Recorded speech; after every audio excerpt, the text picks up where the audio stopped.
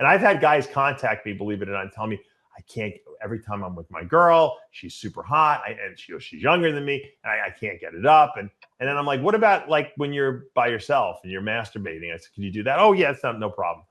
So, well, then you don't have an erection problem, I said.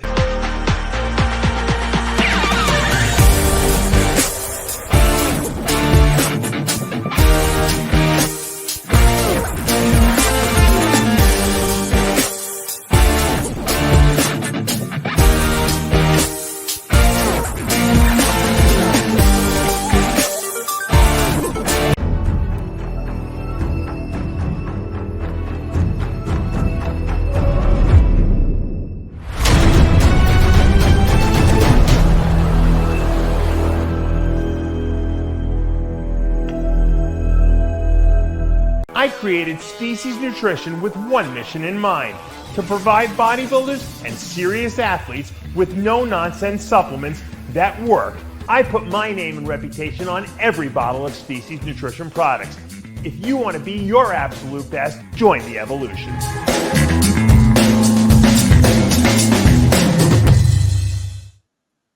RX Television, RxMuscle.com. This is Ask Dave, your 30-minute question and answer show with Dave Palumbo. Whatever's on your mind, bodybuilding, non-bodybuilding, diet, training, supplementation, it is all on the table. Let's get to the questions. The first question on the show, of course, from the Dave Palumbo Experience app. You know, it's a pretty general question, Dave, on a topic that you have actually discussed quite a bit over the last few weeks. I guess it's a hot topic again. Your current thoughts on IGF-1?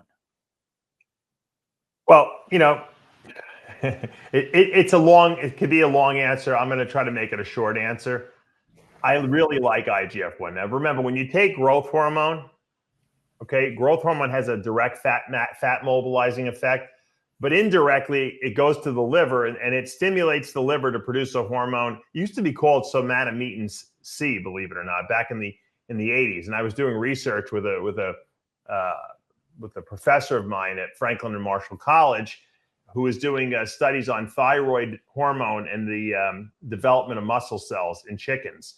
And they were calling this intermediate hormone that they didn't really know much about at the time somatomedin, because it was in the middle C. It was between growth hormone and the final, muscle development. And then they renamed it eventually insulin-like growth factor 1 because it had an insulin-like effect. It kind of drove nutrients into the muscle cells. But IGF-1 is the actual growth component of GH. It's what causes muscle hyperplasia, which means taking the stem cells that are undifferentiated in the muscle cells and turning them into mature muscle fibers. Of course, those muscle fibers now have to get bigger in size, but you're creating new tissue that wasn't there before. That's what IGF does. Now, unfortunately, when you inject regular IGF-1 into your body, it only lasts 20 minutes in the body, and so you don't really get much of a benefit. They found that by adding side groups to the IGF-1, they could extend the life of the molecule up until 20 hours. The most potent IGF-1 on the market would be long R3 IGF-1, with the second most potent being the DES IGF-1. DES is not newer. It's older than long R3, and it's not as potent. So the long R3 IGF-1 works really well. The problem is, and I've discussed this on other shows with people, I just don't think that these peptide sites that are selling the long R3 IGF-1 are selling real IGF-1, because if they were, people would be getting much better growth responses from it. I mean, I tell the story, and I swear to you, I'm not lying. When I took the IGF-1, I was probably the first person in this country to ever have it. I had a really good connection. We got it. I got 200 micrograms of it. I took 10 micrograms per day, which is a small amount by today's standards, turns out less is better with IGF because you down-regulate to it too quickly if you take too much of it. Took 10 micrograms a day for 20 days, I gained 20 pounds. I went from 289 to over 300 pounds. And that's just, it was like magic that was happening to my body. I couldn't believe it. And that's the truth. And you know what? I've never seen the results that people, from today's IGF-1 that's on the market and these peptide sites, just doesn't work the same. And I just don't know if it is the same. And I think that's the problem. Now, some people do get there is I guess you could say a prescription version of it called Increlex. But Increlex, once again, is a regular IGF-1. It's not a long R3. And they give it to kids who have growth deficiency.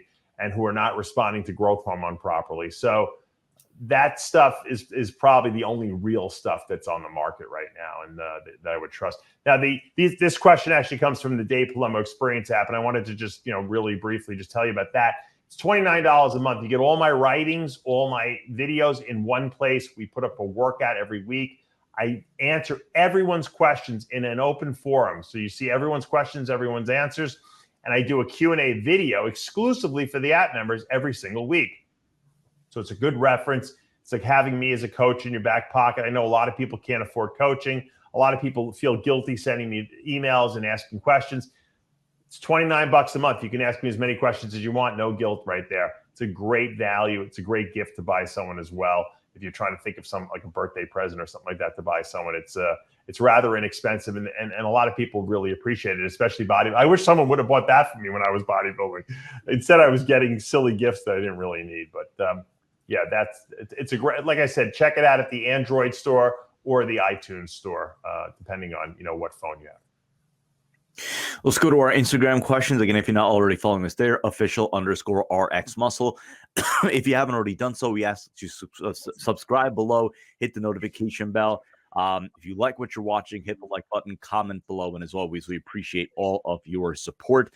And we got 300,000 subscribers now, finally, on RxMuscle. Yeah. It took long enough, but that's definitely a milestone for us. Now we got to go for 400,000. So we need everyone out there who is not subscribed to hit that button, because there's no reason. If you love our content, show us the love. No, but in all seriousness, for all that it is that we do to bring you the whole variety of content on this channel, be it Ask Dave, which is the informational resource, then you have After Hours, which is a comedic outlet, all the different formats, Muscle in the Morning, news updates, reactions from Dave, Iron Debate, Heavy Muscle Radio, the new show with Dave and John Romano. We have a new show now which focuses on mental health. So obviously it's a pretty big project that we have here. It is a lot of work. It is a lot of hours. It is a labor of love. It is an intense labor, but it is one that we very much enjoy doing. We enjoy the constant interaction with you, our audience, our fans. So yes, it is not lost on us that we crossed 300,000 subscribers, and we owe all that to you. And we appreciate your constant support, constant feedback, constant interactions, and just makes it so much more joyful for what it is that we do, and validates all of our efforts. So again, on behalf of our entire team, thank you on 300,000. So let's go to the questions. Again, these are from our Instagram feed. Good one here, because when it comes to different coaches, they all have their different philosophies on this. I know you're very particular about this topic, and that is about just in terms of cleaning out after a show. But what do you think about staying on a little bit of gear, let's say some test and something less toxic like Primo, for some time after the show to truly maximally utilize that rebound? I don't want to come off as an old curmudgeon, but when I provide information to you guys, it's because I know it works. Okay. And I know I've been doing this a very long time. Okay. I've been giving advice a long time, but even just as long as I've been giving advice, I've been also using the stuff myself. And I'm going to tell you from personal usage, whenever you don't go off cycle, okay, and you stay on, whether it be a small amount, whether it be a little testosterone, whether it be a little whatever you want to do, bridging or whatever crazy, ridiculousness you want to name it, okay, you're never, ever going to respond as well as if you clean out totally. And the reason is, and I've said this before and said, I probably sound like a broken record. It's not a toxicity issue, because obviously if you went down to 100 milligrams of testosterone a week for 6 or 8 weeks after your show, there's no toxicity to that. So your body's going to clean itself out. That's not the issue. It's a receptivity. Now remember, steroids don't have receptors on the outside of cells like protein hormones do, like IGF-1 and growth hormone and insulin and all those things. Their receptors are inside the cell on the nucleus itself. So the steroids get right into the nucleus of the cell. They bind to what we call androgen receptors in the actually DNA of the cell. And these androgen receptors and the amount of them are dictated by what the body senses coming in. So if there's a huge influx of testosterone and testosterone analogs that can bind to these receptors, specifically the anabolic steroids, okay, eventually the body says there's too much coming in, and it reduces the amount of receptors for these things. Now, it doesn't stop the muscle gains from coming because you're taking so much stuff that's coming in, you're still maximally stimulating the androgen receptors. You're just not stimulating as many, right? So now you get through, let's say you do an off season into a pre-contest, you've been on for 8 or 9 months straight. Androgen receptors have dramatically dropped in terms of their receptivity and the amount of them. But the body is still maintaining, muscle mass because you're taking a lot of gear. But now you want to come off. But you don't really come off. You stay on a little bit of gear. So let's say you stay on 200 milligrams of testosterone a week, or you stay on some primo or anabar, whatever they were suggesting here. What that's doing is it's still binding to the androgen receptors that are there. So the androgen receptors are not getting stimulated as strongly because of the fact that there's not as much gear there. The toxicity load on the body is low because obviously you've gone off probably the most toxic compounds and you're not really taking as much. But the androgens receptors see no reason to increase themselves. Maybe they go up 10%. Okay. Now let's take away everything. Okay. Let's say you go off completely now. And more than likely in 6 to 8 weeks, your body is not going to turn itself on to a very high level. Most guys go up to maybe 250, 300 total testosterone, which is low. And that's if they're lucky. A lot of guys are in the toilet bowl, which is not actually a bad thing. So now you have no androgen present, right? So what does the androgen receptors think? We don't have enough receptors because nothing's being stimulated here. What's going on? So the receptors start to increase their receptivity, increase their numbers in all the muscle cells throughout your body. Now, eventually, the body will stop. It's not going to indefinitely increase androgen receptors, but in about 6 to 8 weeks, you're going to get maximum amount of androgen receptor recovery, meaning that you'll have the receptivity you had probably when you were a teenager again. Now you go and you throw a nice cycle on top of that. And guess what? You respond to the cycle now because your androgen receptors are good. They're fresh. You have a lot of them. And you're going to have a really good off season and grow. And you know what the truth is? If you go off for 8 weeks after a show, 4 of those weeks you're on PCT and your body probably still has drugs left from the show itself. So you're not even, the first 3 or 4 weeks, you're going to rebound in a positive direction and put muscle on anyway. It's maybe the 4 weeks, the second 4 week period that you're going to be really low. And you might not have such a good sex drive. You might not be as strong in the gym. But if you eat right, you're taking your nutritional supplements and you sleep enough and you go to the gym, you're not going to lose any muscle. You'll deflate a little bit because you're going to lose some red blood cells. You're going to lose the fluid retention and everything like that you had from the steroids. But then when you go back on, that's when the magic happens. And so you have to sometimes take a step backwards to take 3 or 4 steps forward. And that's the reality of the situation. If you don't want to accept that reality and you want to still bridge your cycles and take TRT, go ahead. I don't care. If you think that's going to work great for you, then do it. I'm telling you what works the best, okay? The 1 year I didn't go off, from between 96 and 97, I stayed on year round. I lowered my dosage a little bit because I had a lot of guest postings and I thought I didn't need to. You know what? Worst year, I looked like shit. Yeah, I took 5th at the Nationals in 97, but you know what? My body just looked tired and it just didn't respond. And I really didn't put on much muscle that year. Not like I did the years prior to that. And so after that, I always went off after that. And you know what? I felt better. I responded better. My blood work was better. And you know what? I'm telling you, just listen to me. It's a short period of time. I'm not asking you to go off for 6 months. You got to do it if you want to get the best results. Bodybuilding expressionist, thoughts on ibuprofen to work around nagging injuries that arise from training. Does ibuprofen prevent protein synthesis from going its course properly? This is what ibuprofen does. Okay, remember, when you break down muscle tissue and tear it apart, you create an inflammatory response. arachidonic acid gets turned into prostaglandins that are pro-inflammatory.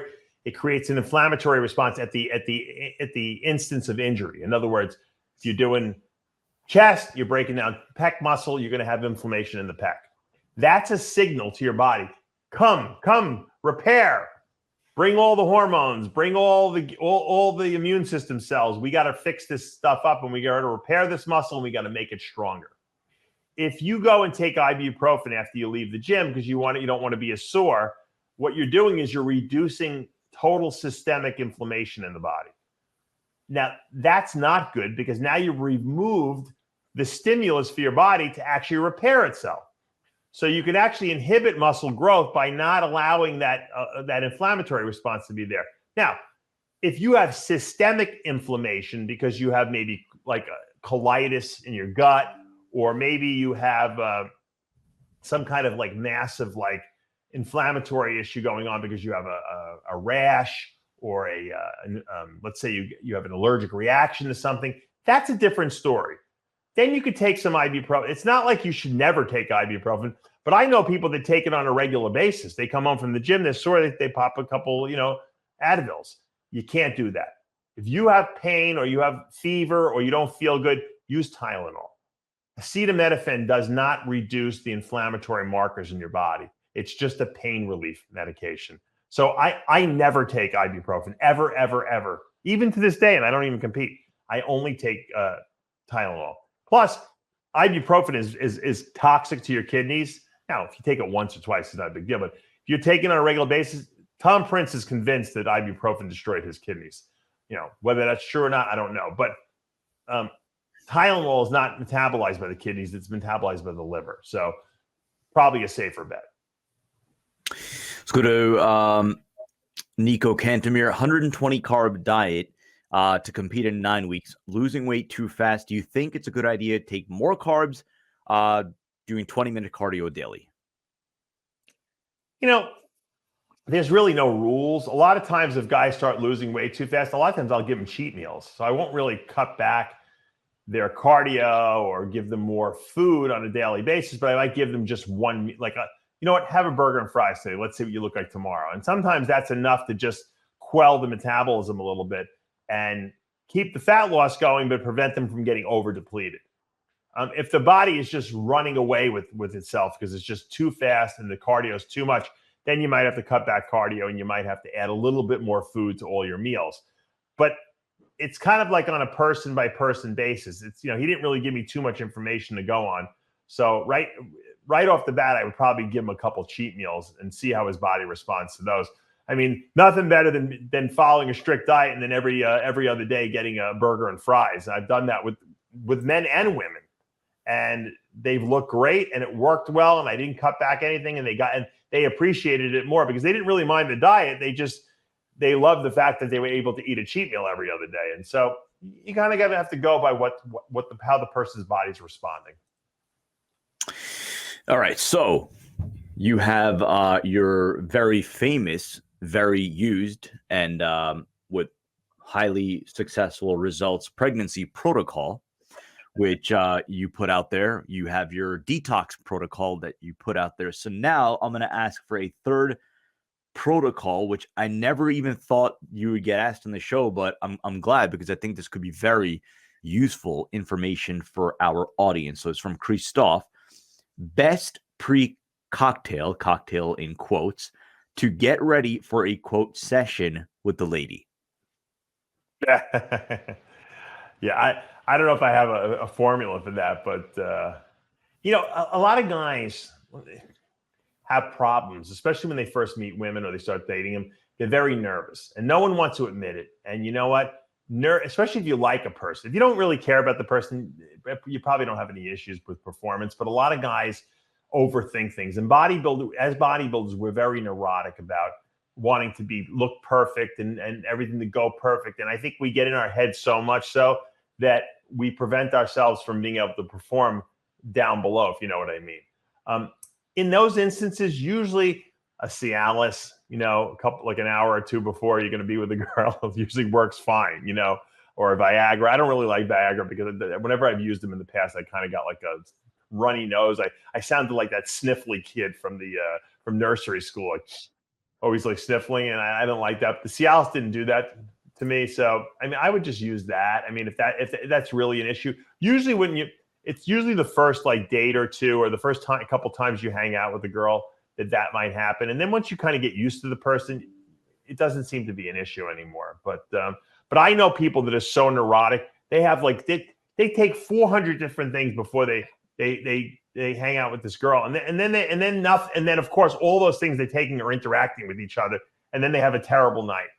Okay, don't overthink things so much, and don't put so much pressure on yourself, because that's usually 99% of the problem. If a Cialis doesn't work, then you're really, really messed up in your head. And I've had guys contact me, believe it or not, and tell me, I can't, every time I'm with my girl, she's super hot, and she's younger than me, and I can't get it up. And then I'm like, what about like when you're by yourself and you're masturbating? I said, can you do that? Oh yeah, it's no problem.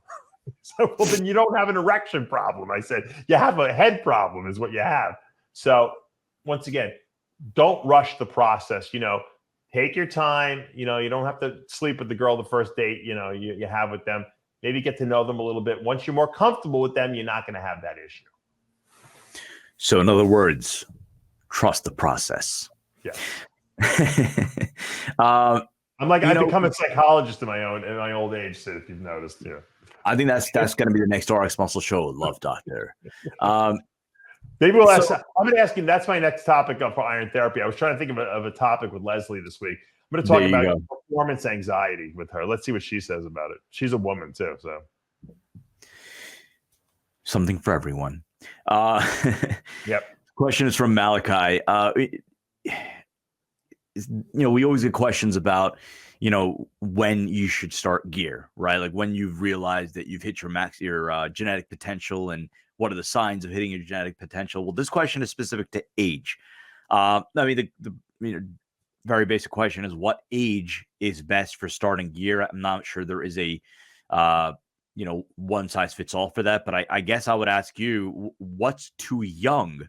What age is too young to be getting gear? And I guess what age range would you recommend somebody that if they wanted to get on, they get on? Look, I would never want my kids to take steroids ever. Okay. But if that's what it comes to at some point, because that's what they want to do, I'm not going to say no. But I don't think a child, or I don't think a adult, whatever you want to call it, should take them before 18 years of age. So if you're going to do it at 18 or older. Nowadays, which is kind of now that I think about it, it's probably a good policy. The NPC implemented a new policy that you can't compete as a teen unless you're 18 or older. And I have a feeling they did that because of the whole gear thing. And because they don't want to promote gear usage in 16 and 17-year-olds. So that's probably a smart, at least age to wait to. Now, that doesn't mean at 18 you should start taking gear and blasting stuff. What I tell people is train naturally, learn how to eat properly, learn how to take the right nutritional supplements, learn how to go to the gym and maximize your workouts, learn how to rest enough. And once you maximize your diet, supplements, and training, okay, you're going to make some really good gains. And it's not, even naturally, because as a teenager and even in your early 20s, you have a good hormone makeup in your body. You can't grow naturally, then there's something wrong with you. You're doing something wrong diet-wise or training-wise. Once you cannot grow anymore, naturally, you hit like a real plateau. I'm talking about a real plateau. Like you can't jam any more food down your throat. You cannot train any heavier or more intensely, and you're just not responding anymore. But yet you look good. You have a good base.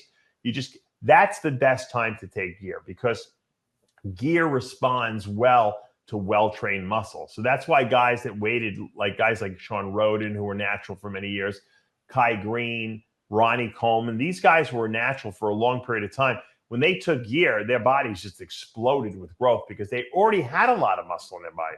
Now, I was I think about 219, I think I got up to naturally, which was pretty good for my frame, And so when I took gear, I responded really, really quickly too. And I always was very lean. So, but I think it was because I waited so long. I know guys that started really young and early, and they got nice results from it, but it seemed like they plateaued at a younger age and didn't really respond to the gear as much. So the longer you can put off taking the gear, the better you're going to do with the gear once you do take it. And I think you'll find that you respond better and get better muscle gains. I mean, I put on, 100 pounds in 5 years of muscle, not of weight, 100 pounds of muscle in 5 years.